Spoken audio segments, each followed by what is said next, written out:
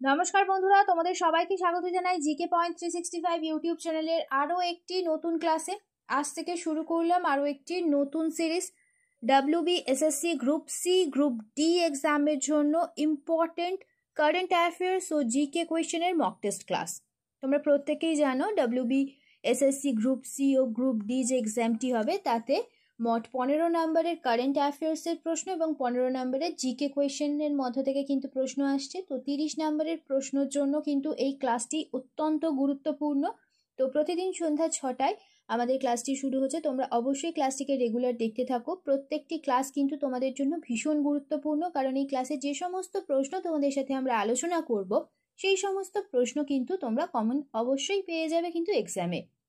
সেই কারণে অবশ্যই কিন্তু তোমরা ক্লাসগুলি প্রত্যেকটি ক্লাস কন্টিনিউ দেখতে থাকো। ক্লাস চলাকালীন তোমরা সঠিক উত্তর কি হবে আমাদের কমেন্টে অবশ্যই জানানোর চেষ্টা করো। এর মাধ্যমে দেখবে তোমাদের খুব ভালো একটা এক্সামের প্রিপারেশনও হয়ে যাবে এবং যে কোয়েশ্চেনগুলো তোমাদের ডাউট হচ্ছে সেই কোয়েশ্চেনগুলো কিন্তু তোমাদের ক্লিয়ার হয়ে যাবে। তাহলে চলো বেশি দেরি না করে আজকের এই ইম্পর্টেন্ট ক্লাসটা আমরা স্টার্ট করে দিই। 1 নম্বর প্রশ্ন দেখে নিই। ভারতীয় জাতীয় কংগ্রেস গঠনের সময় ভারতের গভর্নর জেনারেল কে ছিলেন? সঠিক উত্তর হয়ে যাবে option C, Lord Dufferin. Next দেখি 2 নম্বর প্রশ্ন। সুকন্যা সমৃদ্ধি যোজনা SSY কোন মিশনের অংশ হিসেবে শুরু করা হয়? সঠিক উত্তর হয়ে যাবে অপশান ডি, বেটি বাঁচাও বেটি পড়াও। 2015 সালে যে অভিযানটি শুরু হয়েছিল সেটিরই একটি অংশ হচ্ছে সুকন্যা সমৃদ্ধি যোজনা। নেক্সট দেখি, গজনীর মাহমুদ কতবার ভারত আক্রমণ করেন? গজনীর মাহমুদ মোট 17 বার ভারত আক্রমণ করেন। নেক্সট প্রশ্ন দেখি, ভারতীয় সংবিধানের অংশ 3 নিচের কোন বিষয়টিকে ব্যাখ্যা করে? সঠিক উত্তর হয়ে যাবে অপশান ডি, মৌলিক অধিকারকে ব্যাখ্যা করে। নেক্সট প্রশ্ন দেখি, রানী পদ্মাবতী কোন শহরের সাথে সম্পর্কিত? সঠিক উত্তর হয়ে যাবে অপশান সি, চিত্তরগড়ের সাথে রানী পদ্মাবতী সম্পর্কিত। নেক্সট দেখি, গুপ্ত রাজবংশের নিম্নলিখিত শাসকদের মধ্যে কে গুপ্ত যুগ শুরু করেছিলেন? সঠিক উত্তর হবে অপশান বি, চন্দ্রগুপ্ত প্রথম। তিনি গুপ্ত গুপ্ত যুগটি শুরু করেছিলেন। নেক্সট দেখি, ম্যানগ্রোভ কোথায় জন্মায়? ম্যানগ্রোভ হলো হ্যালোফাইট জাতীয় উদ্ভিদ। তো ম্যানগ্রোভ জন্মায় উপকূল অঞ্চলে। নেক্সট, পেরিয়ার নদী কোন রাজ্যে প্রবাহিত হয়? সঠিক উত্তর হয়ে যাবে অপশান এ, পেরিয়ার নদীটি কেরালা রাজ্যে প্রবাহিত হয়।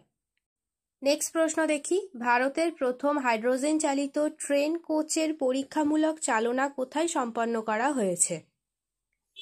সঠিক উত্তর হয়ে যাবে অপশান সি, চেন্নাইতে। নেক্সট দেখি, জালিয়ানওয়ালাবাগের নির্মম যে হত্যাকাণ্ড তার জন্য কে নাইটহুড উপাধি প্রত্যাখ্যান করেছিলেন?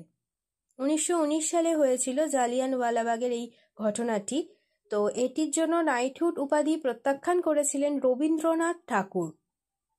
নেক্সট দেখি, রিলে পোলি কাকে পরাজিত করে IBSF world 6 red snooker championship 2025-এর বিজয়ী হয়েছেন?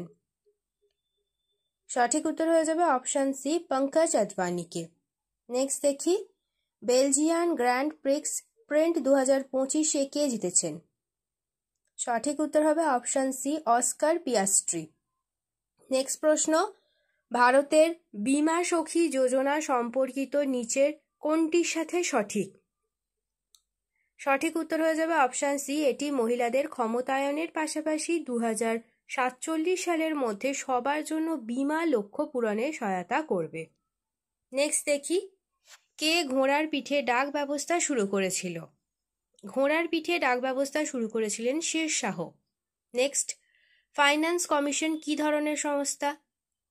ফাইন্যান্স কমিশন হলো অর্থ কমিশন, এটি সাংবিধানিক সংস্থা।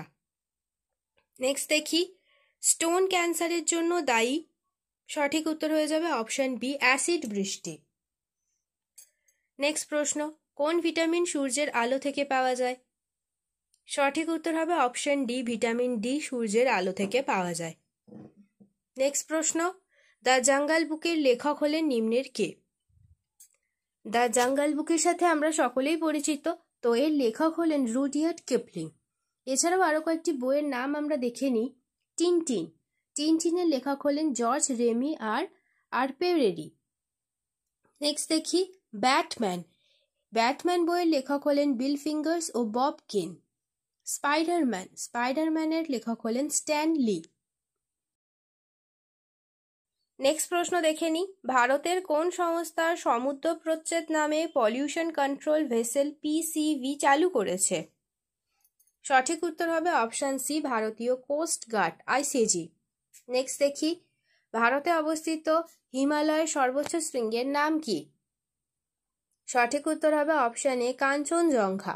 নেক্সট, জাপান ওপেন 2025-এ ব্যাডমিন্টন টুর্নামেন্টে পুরুষদের একক শিরোপা কে জিতেছেন? সঠিক উত্তর হয়ে যাবে অপশান এ, সাই ইকি। নেক্সট প্রশ্ন, কাথিয়াবার উপকূল কোন রাজ্যে অবস্থিত? সঠিক উত্তর হবে গুজরাট।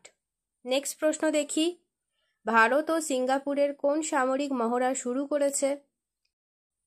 ভারত ও সিঙ্গাপুর বোল্ট কুরুক্ষেত্রা 2025 নামক একটি সামরিক মহড়া শুরু করেছে। নেক্সট দেখি, কোন শ্বেত রক্তকণিকা সব থেকে বেশি সংখ্যায় থাকে? সঠিক উত্তর হবে অপশান ডি, নিউট্রোফিল। শ্বেত রক্তকণিকা মোট 5 প্রকারের হয়: নিউট্রোফিল, বেসোফিলস, ইউসিনোফিলস, মোনোসাইট আর লিম্ফোসাইট। শেষ হলো আজকের ক্লাস। আজকের ক্লাসে তোমাদের সাথে আমরা আলোচনা করলাম WBSSC গ্রুপ সি এবং গ্রুপ ডি এক্সামের জন্য ইম্পর্টেন্ট কারেন্ট অ্যাফেয়ার্স আর জিকে কোয়েশ্চেন আনসারের মক টেস্ট ক্লাস নিয়ে। যাদের আজকের ক্লাসটি ভালো লেগেছে প্রত্যেকে ক্লাসটিকে একটি লাইক করো, সাথে তোমার বন্ধুদের সাথে ইম্পর্টেন্ট ক্লাসটা অবশ্যই শেয়ার করে দাও। আর তোমরা যদি আমাদের চ্যানেলে নতুন হয়ে থাকো তাহলে অবশ্যই চ্যানেলটি সাবস্ক্রাইব করে পাশে থাকা বেল বাটনটা ক্লিক করে অল করে রাখো ফর অল নোটিফিকেশন, যাতে সবার প্রথমে আমাদের ক্লাসের নোটিফিকেশন তোমাদের কাছে পৌঁছে যেতে পারে।